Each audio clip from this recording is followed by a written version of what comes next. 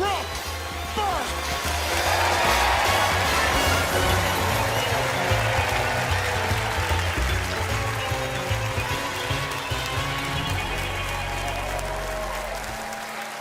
Welcome to Fool Us. So anyone who follows my socials knows that I always rave about hosting this show.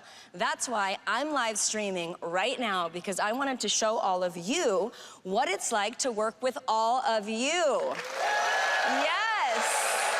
So together, let's all go crazy as we bring out two of Magic's biggest influencers, Penn and Teller.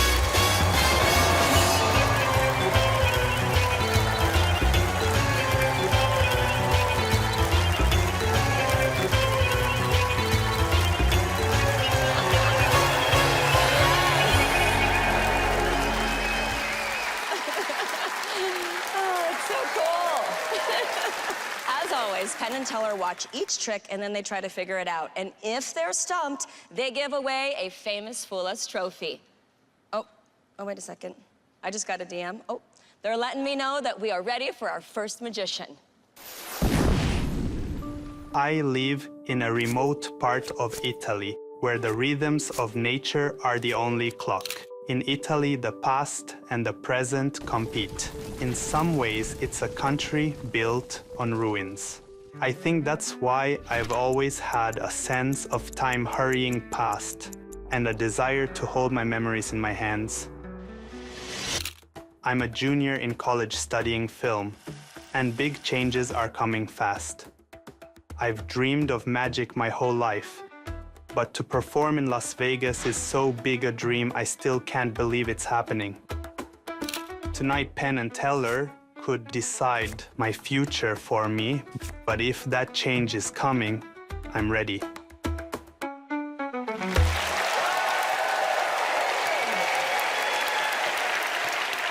How about some magic from Italian magician Francesco Della Bona?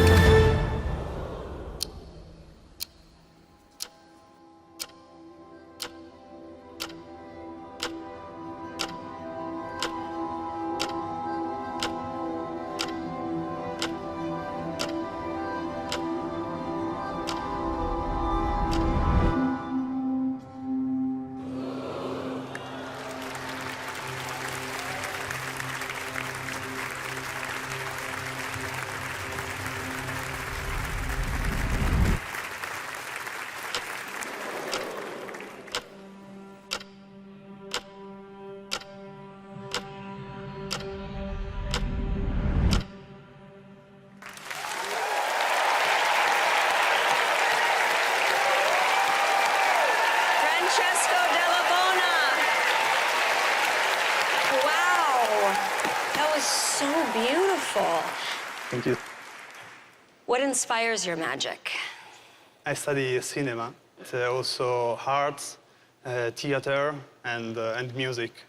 I think for a magician, it's very important not to focus only on magic.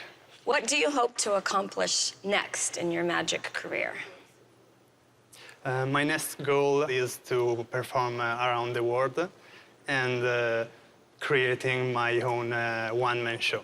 Do you prefer to do magic where language is not necessary? Yeah, I like when there is one act is international, like this one. In Korea, they are very famous to do manipulation. So an Italian that go to perform in Korea, it's something strange, but they love it, so I'm very happy. All right, Francesco, let's find out right now if you fooled Penn and Teller. Are we ready? Good luck.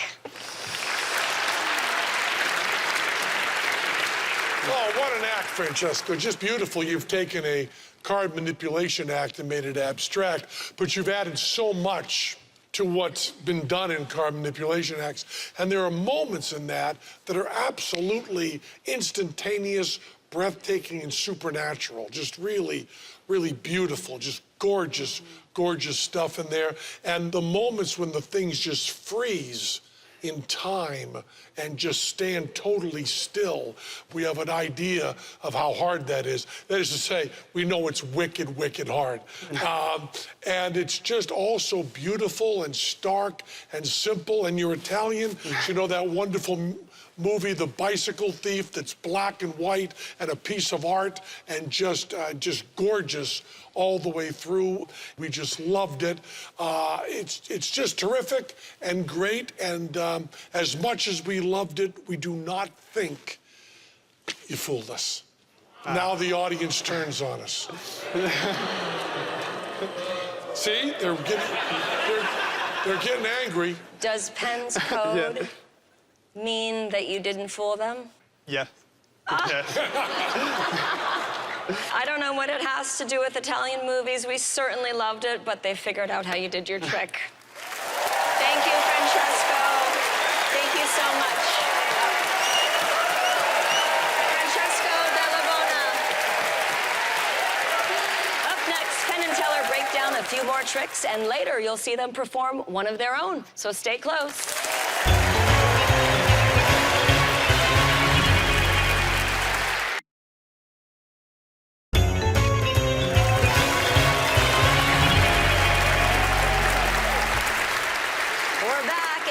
Show you a great trick by this next incredible magician. I'm a 16-year-old magician from Denver, Colorado. You walk into a dimly lit magic shop. A person behind the counter shows you a magic trick. Then they say, "So, you want to know how it's done?" And that's when you enter the rabbit hole. And magic is a very, very deep rabbit hole. My first love was coin magic. The weight in my hands, the glimmer, the shine, it really called me in.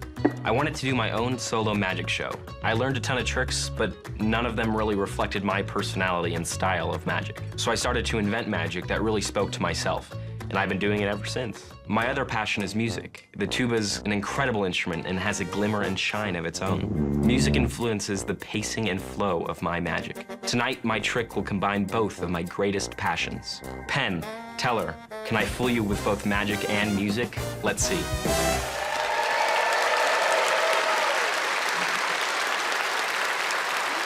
Here to bring some class to the program, it's Liam Abner.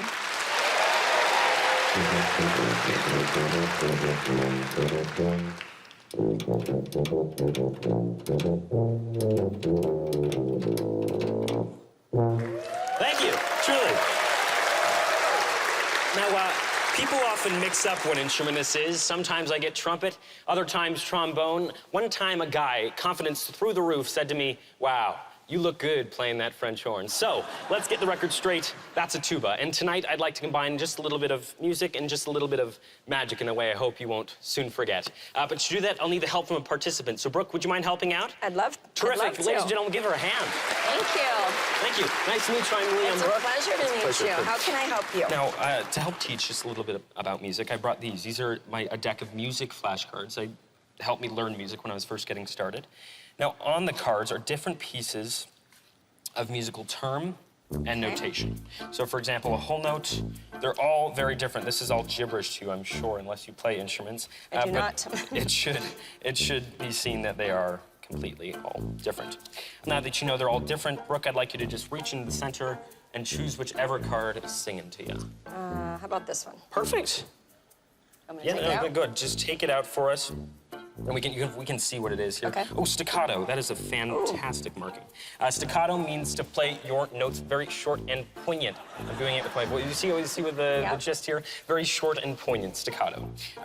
Now, most musical terms are in Italian. I should mention that. Now, staccato is certainly interesting, definitely unique, but it's not special. So, Brooke, will you sign your name just across staccato Anywhere? for us? Anywhere. And draw us a little picture, too. Make it a little fancy for us to see. Okay. How's that? Perfect. Oh, a little smiley face. I love it. There you go. Thank you. I'll take that. We don't need that anymore. And now we have the cards, the staccato marking. Brooke, you're going to take this staccato and you're going to place it anywhere inside of the pack of cards. Just go ahead. Yeah, Okay. just wherever. You ready? Yep. How's that? Perfect. Good. And can you square up the cards as well for us? Sure. Perfect. Okay. Inside the pack, the cards squared. Now we have to give them a shuffle. I'll give them a actually, let's do this. You take that half. I'll take this half. Just go ahead and give them a mix. Just go ahead and give them a mix. That's perfect. There you go. Should we be fancy? That's awesome. I'll take them back when you're done. Okay. Perfect. We'll give them even more of a shuffle, just like so. Fancy shuffle, right? Fancy. And now we can truly, truly begin. The cards are going to go inside of the tuba, but not quite yet. Okay. Because I'd like you to see that every single card truly does go inside the tuba. Packet by packet, group by group, every single card. I do have one more introduction for you, however, and it's this. This is conductor's wand, used to conduct symphonies and orchestras all across the globe. Tonight, we will be following its immense reputation with a magic trick, shall we? Let's do it. One card, one wand, one tuba, and just a little bit of my intuition. Here we go.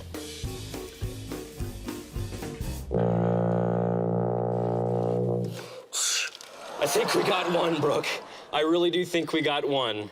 One card. What was your card again, Brooke? Staccato? I think it was the staccato with that beautiful smiley face on it, wasn't yes. it? One card, Brooke's card, the staccato. Yes, indeed, Brooke, that is for you. Ladies and gentlemen, my name is Liam Abner. Thank you so very much for letting me spend this evening with you. Thank you, truly. Liam Abner, everyone. Thank you. Awesome. Thank you. Great job. Thank you. You're adorable. Thank you. Have you always loved to get up in front of an audience? I have, whether it was putting on shows with like family, friends, or neighbors, or performances with the tuba or instruments. I've really, really loved performing since I was young, yeah. So who do you perform your magic for? The majority of people I perform for, families, school, anyone that wants to watch magic, corporate, private, I'll perform for. What's more fun, your classmates or corporate gigs? Corporate gigs, actually. Oh, really? Yeah, because my classmates try to figure everything out. They're all like, you know, how is this done? They either burn me with their eyes or they take the deck out of my hands or take the coins out of my hands, you know, looking at every minute detail. I bet, I bet. Sort of like Fool Us, but in school. There you go. Well, let's find out if the notes that Penn and Teller have for you are music to your ears. Let's do it. You ready? Yeah. Boys. Hey, Liam, boy, I just loved you playing the tuba. I just love that. You know, for me, who started out as a musician and a juggler, it's so nice to see a magician who knows how to do something. I really like to see that there's actually another skill involved. And you were talking about how people don't know what it is. Well, there's a little bit of a mnemonic device you can use, because tuba, as you know, is an acronym. You know, SCUBA stands for self-contained underwater breathing apparatus, and tuba stands for terrible underwater breathing apparatus. It just doesn't work at all. Exactly. You drown your ass in a second. It's terrible. So that's a way to remember. You had control of the tuba, you had control of the card trick, you had all of that going together. That's a rough thing to do. You did a great job all the way through, really liked it. And you know, I play upright bass, and electric bass, and I've always loved the sound of tuba, and one of these days I'm going to take a stab at it. It's a fabulous instrument. You play it really well, and it's great to have you on the show, and we just love that whole routine, because a card fountain coming out of the bell of a tuba is like such a perfect cartoon image. Just looked beautiful that way, and so we absolutely loved it. I snuck in a few terms, and we'll find out if you kind of dug what we were laying down. What do you think? Do you think they figured it out? I think they got me, but that's right. This has been a whole ton of fun, so thank you. This is awesome. We really enjoyed that. There you go. And I wish you so much luck. Thank you, Liam. Thank you so Everybody much. give it up for Liam Abner. Come back and see us. So cute. No foolers yet, but the night is still young. See Penn and Teller take on more magicians right after this.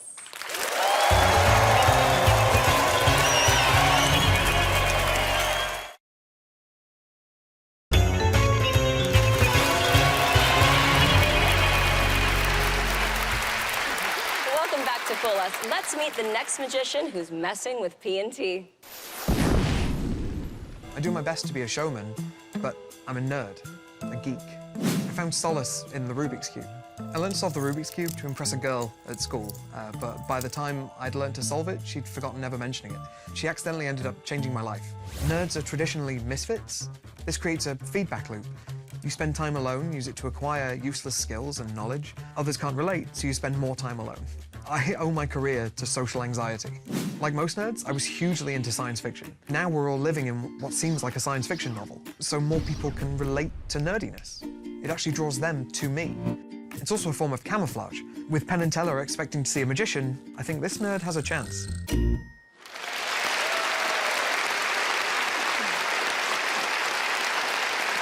From Scotland, give it up for Tom Crosby.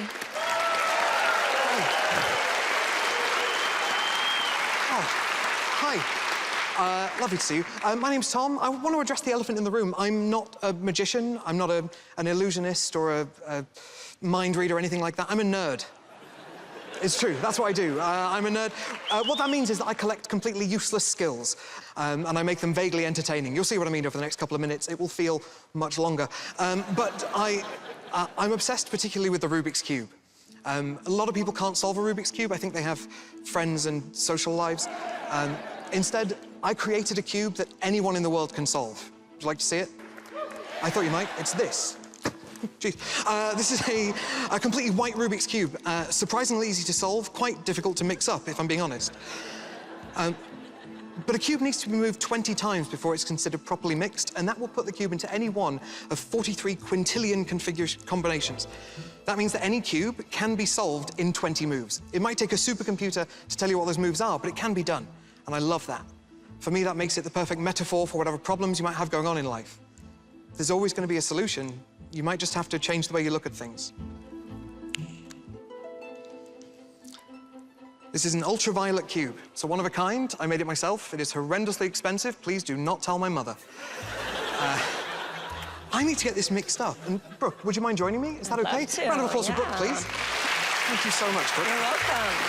Happy to help. Thank you. Can I give this to you? Could you mix it up for me? Move it 20, 30, 40 times, as many as you'd like. Okay. Just thank you so much. Sure. Now, I'm very lucky. A lot of my best friends in the world come from the cubing community, and there is a cubing community. There It's is? not quite as sad as it sounds. Okay. All right, it's as sad as it sounds. That's not the point. If you go to one of those cubing competitions, they have different categories you can compete in. There is the fastest single solve, which is solving one cube, not solving for single people. Just feel like that needs addressing. The fastest one-handed solve, the fastest blindfolded solve. But for me, the most interesting, it's called the fewest moves competition. And the idea behind the fewest moves competition is you get given a mixed-up cube. Thank you, Brooke. You're welcome. You can take a seat. Okay, That's right. Thank you so much. Round of applause.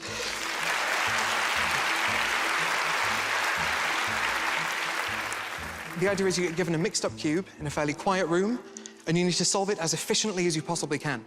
And what that looks like, when I'm solving it at speed, it takes me anywhere from 70, maybe up to 100 moves. Solving it efficiently, anything under 30 is considered competition-worthy. I'm going to try and get anything below 30 for you guys here this evening, but it sort of depends on how much damage Brooke has done. So, fingers crossed. Thanks. And I think that looks cool as heck. Okay, I'll be honest, I've got two different ways I can do this. I've got a really confident 27. I've got a really risky 22. Go for it. Go for it, thanks. You know what, I appreciate it. You know what, I'll give it a go. If it goes horribly wrong, we just blame Brooke. That's all right? Good. Full disclosure, under certain lights, you can kind of make out that some of the colors are a little different. Thank you. Because of that, I'm going to do it in a way that I can't see the cube. Basically, excuse my back for the next 30 seconds or so. I'll give this a go. 22 moves.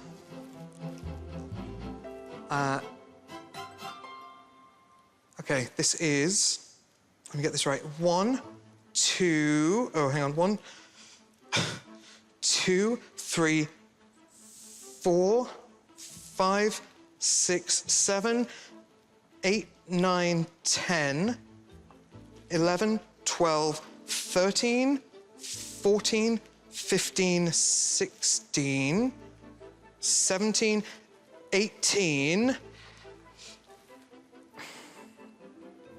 I think I know where I went wrong, if that helps. Should have stayed in Scotland. That was 18, right? 19, 20, 21, 22. Did I say 22? That's a shame. Looks fine. Can we just end there and say it worked? This is always the scariest part, because I don't find out if it's worked until you do. Friends, in a second, I'm going to snap my fingers and we're going to find out if this is solved. And if it is, I'm going to go backstage and genuinely be delighted with myself and matching my personal best in front of you lovely people here this evening. And if it's not solved, I'm going to go backstage and cry and avoid you all like the plague till I go home. Either way, fingers crossed. Let's see how we did. 22 moves. Did we get it? That looks pretty solved to me. Good. We got there in the end.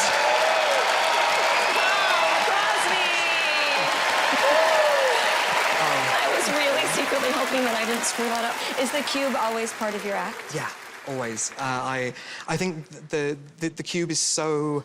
It's so iconic, right? Everyone knows how difficult they are.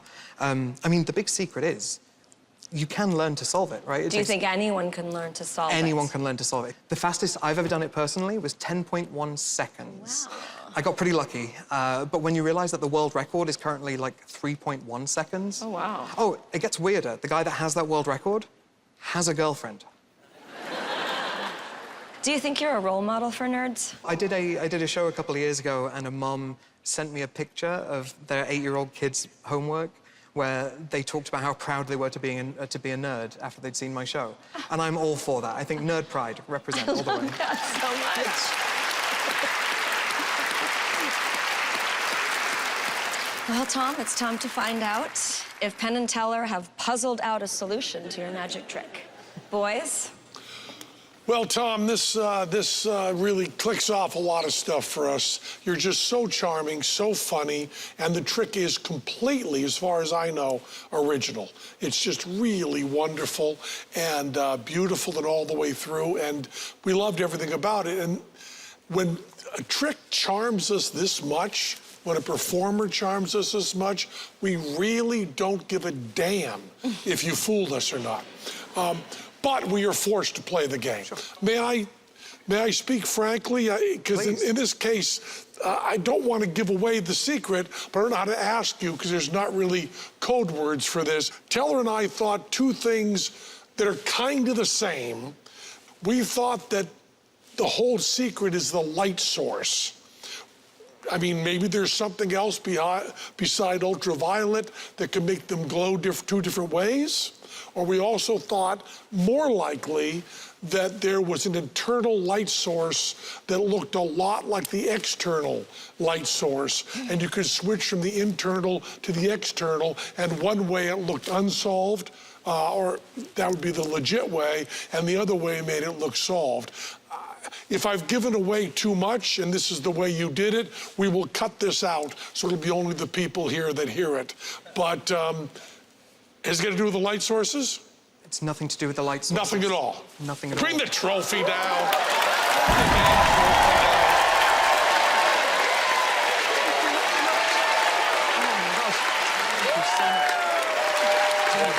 Tom Crosby!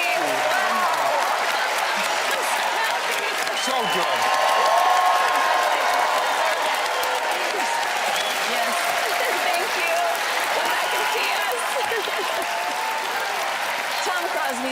Penn and Teller and is walking away with a Fool Us trophy. More magic coming up after this quick break.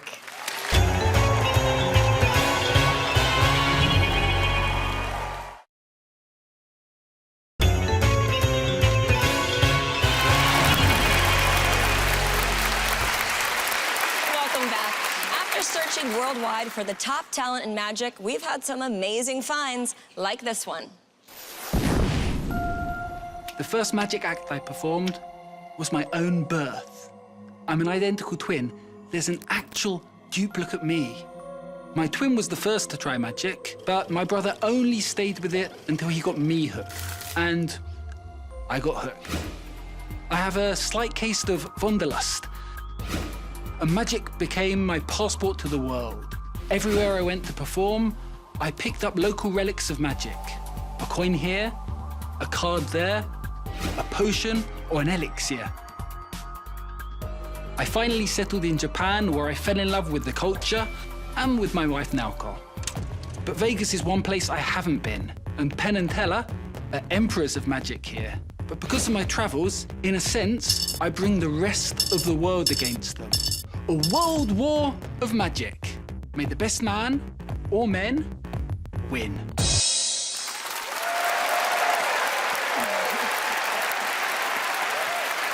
Put your hands together for international magician of mystery, Ben Daggers. Hallo, hallo, ich heiße Ben und ich bin sehr, sehr froh, dass ich für Penn und Teller meine Zauberkünste zeigen kann. Ich habe 3 Münzen. 1, 2 und 3. Sprechen Sie Deutsch? Ja? Nein? Nein. Nein? Moment mal.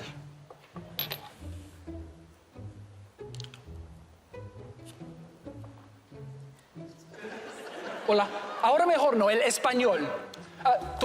Solo un poco. ¿Y tú? Un momento.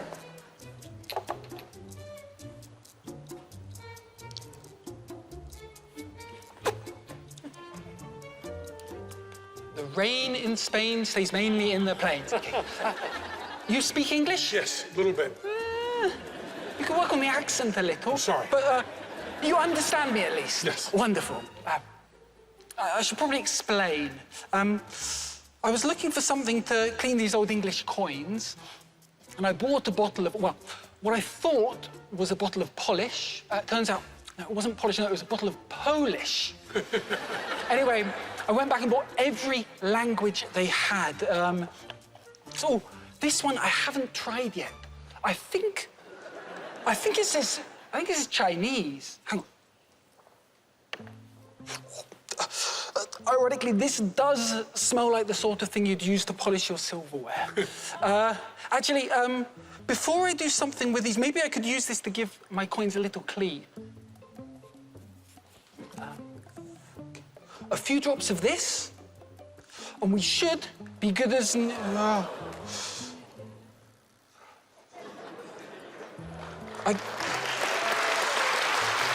I guess this is a stronger stuff than I thought. Okay, for coin number 2, perhaps a little bit less. Okay, that's looking already much. No, I really am going to have to water this down because this really is. No. Maybe a little saliva will do the trick. 2.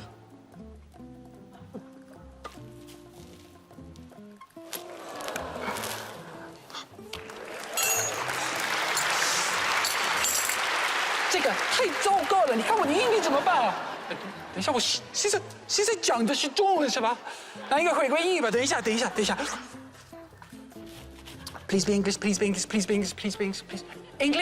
English. We're back. Unfortunately, I can't say the same about my coins. Actually, maybe there's just enough left here.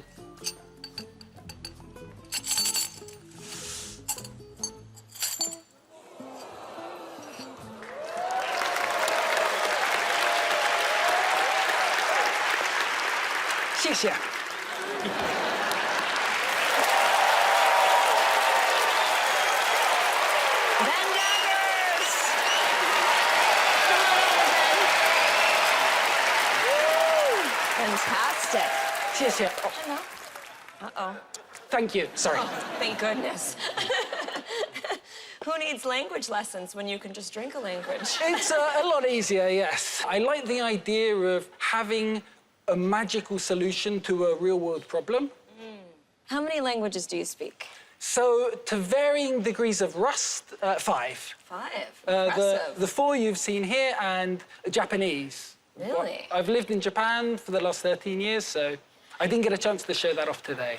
And how does magic, a trick like this, translate in Japan? It's almost the reverse. I'll go to the audience, they're expecting a show in Japanese, and I will just start speaking English at breakneck speed. And all the Japanese audience are like, did we not read the small print? Is the entire show going to be in English? And then I'll get the Japanese bottle out, drink that, and suddenly the problems are solved. All right, then, let's see if your language tricks translate into a trophy. Penn and Teller? Hey, Ben, you know, one of the really hard things about coin tricks is to give an ostensible cause and effect. That's really, really difficult. People put things in their hands and they change, and there's really no reason for it, so the audience can only think about how is that being done? You know, what is the trick on this? And you found this wonderful plot, which is so difficult with coin magic to have a plot, just kept us spellbound as you went through this whole thing. And we had to keep reminding ourselves that our job was to watch you do the magic and see the techniques, because the idea is so good. We have seen a zillion coin tricks, we really have.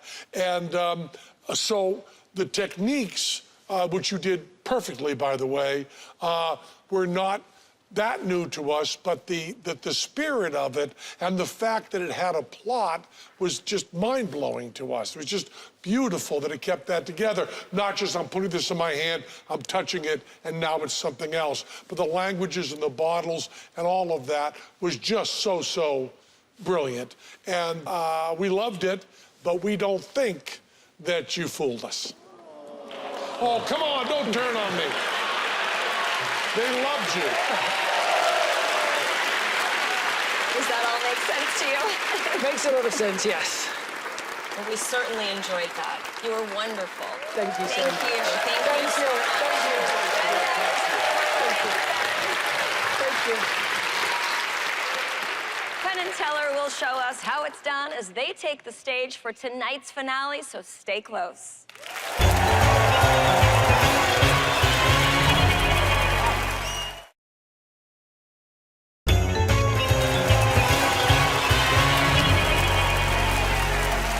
Welcome back. Closing up tonight's show are my friends and Las Vegas legends, Penn and Teller. Well, stay right here, Brooke, because we wrote this bit for you. For me? Yeah, the whole last season, every magician that came out here, they do a trick, and then we would talk in our little code, and then you would seem a little bit exasperated or a little bit left out. So we wrote a bit where we're going to explain the code to you. Nice. So we need Thank a you. magician out here, and who better as a magician out here than our dear friend and 5-time Fool Us winner, Jandro. Come on out, Jandro. Hola, buenas noches, adiós amigos, adiós. Hello, hola, ¿cómo estás? Qué alegría, qué alegría, qué alegría. How happy I am. Very fast trick, very good, but very fast. Okay, get one card, the one you want, and you put your name. Okay. Very fast, very fast. Okay. Very fast, but very good. Very fast, okay. I don't mind. Now? I don't mind. Okay. Put it face up. It's better if I see because... can see it? Yes, of course, it's better to guess. Put your name, put your name. Okay. You know your name? I do. Put it there. Oh, that Okay. is so... Oh, sorry. Oh, yes. You put it there? Yeah. Okay. Put the card in the middle, wherever Okay. you want. Okay. Where are you from? Los Angeles. Oh, Los Angeles is so nice. I love Los... I've never been there. Never. You need to come. Please, can get the marker. Okay. Tap there. Tap. Just tap it? Tap. And now tap in the pocket. Look. Beep. Tap. Really? Yeah, tap. Did you like? Is he for real, you guys? Look. If you tap, look. Oh my God. Oh my God. But wait, because I have a question. Not me. the deck has a question, not for you, for them. Did I fool you? Did I fool you? Did I fool you? Did I fool you? Did I fool you? All the cards, say, did I fool you? Yes, I fooled you! The trophy! Boys, Penn and Teller, did he fool you? Brooke, listen carefully, because we're going to talk in code as we bust Hondro's trick. We love the trick. It was just great. And we love the way you switch from Spanish to English when you first came out here. And we love the way you took control of the situation to put everything in first position, how important the trick was. And then the part that I kept thinking about for no reason was that wonderful time we had in Palm Springs. See, here comes the Remember in code. Palm Springs? We just had loads of fun. Yes. And I think, Hondro, that even though it was a wonderful trick, and I think Brooke loved the trick, and did. the audience loved the trick, I think we put a few little code words in there to let you know that you did not fool us. But what do you think? Brooke, I think I fooled them, as always. I thought so, and the codes still mean nothing did. to me. I always come, please bring You the didn't trophy fool us. You because I didn't have fool us. fooled them. Bring You the did trophy. not fool us. No, don't bring the trophy now. Put the trophy back up there. Put it up there. You saw didn't the trick. fool us, Hondro. You saw the trick. I explained it to you. It still means I explained nothing it to me. you. So, well, I'll explain it to you too, Brooke. Okay. First thing I said, right, was I said it was good that he switched languages. Remember I said the word Yes. switch. I said switch. That's because you did a switch. A switch of the deck. A switch of the deck. Okay, yeah. okay. You switched the deck. Okay. So what you mean is that these So I said cards... I wasn't talking about language. Remember the deck of cards. So these cards with the did I fool were below the table. Yeah. I started with a regular deck. While you were signing, I did tiki-ti-tiki-ta. Don't admit this. But no, Brooke. So we meant switch. But that doesn't explain how your signed card went to the pocket. Well, no. I then said that you took control of the situation. I mean, you controlled the card, and you were in first position, meaning the card was on top of the deck. Okay, so please get the card so she put it So you put it that in the there, middle. and then you do a I card did control. like this, no? Okay. And I did like this, and then it was this is what On you the mean? top, that's what I Okay. meant. That's what I meant. I don't even see that this close, Yes. you guys. But this doesn't You explain. understand that it was a control and first... No, this doesn't explain how the card, your card, went to the pocket. It Yeah. doesn't explain. Hondro, think. We have never been to Palm Springs. Never. Why did I say Palm Springs? I don't know, because maybe you don't think. Because you palmed the card. Palmed the card. Palm Okay. Springs. Like you this. palmed it, yeah. You palmed it. I did like this. Yep. So You the palmed card is... Yeah. Okay. And then I said... But this doesn't explain how it went. This, No, it doesn't. No, it doesn't, Hondro. But the next thing does, I said we had loads of fun. You palmed it and loaded it into the pocket. So I went, so he means I went, got it. I went here and I took it out You and, loaded the card. and that's why the card, Yeah. okay, now I understand. So that's how we do what we call the busts. We explain what the code words are. The magician hears the code words, honestly says, I understand, and I didn't fool you. That's where the show works. You know, Brooke, this trick could have been done this way, but I Sure didn't. could have. I didn't do it this way. Wait, you didn't? No. Wait a minute. Please. You're saying that you didn't do it the way that the No. boys thought? No, Oh, but- so maybe look. you did. Look. Okay. I don't need the did I fool you deck. Please tell her, put it in your pocket, okay? So I will start with the regular deck. So you can cross out switch. Okay? Okay, is fair? Is it fair? Seems fair. So hearts, spade, well, you know. Now you said control. Control and Control. first position. It's going to be on top of the Please deck. put your sign card there, okay? And it's not on the first position. That's the seven of spades. Okay, cross it out. Perfect. Okay. Now you said Palm Springs. Palm okay. Springs, you're going to palm the card. Oh, there you go. You're palming it right out of there now. No! No, I just love Palm Springs, but I haven't Palm Spring anything. And then you said loads of fun. Loads of fun. You load it into your palm. No! Look, please. Brooke, can you touch tiki-tiki? Really? You feel? I don't load anything, but you are going to have fun. Because here it is. Oh my gosh, you guys. So, I did it again. Because let me tell you this. I have a question for you. Dida il foglio, dida il foglio, dida il foglio, dida il foglio, dida il foglio, foglio, dida il foglio, dida il foglio, dida il foglio. Yes, I fooled you again. No, because we worked on this trick with you, Jandro. We worked on this together. For sure fooled me. Pretend, teller, and 5 times Five with times Alejandro forward. and all of us at Fool Us. Good night, everyone.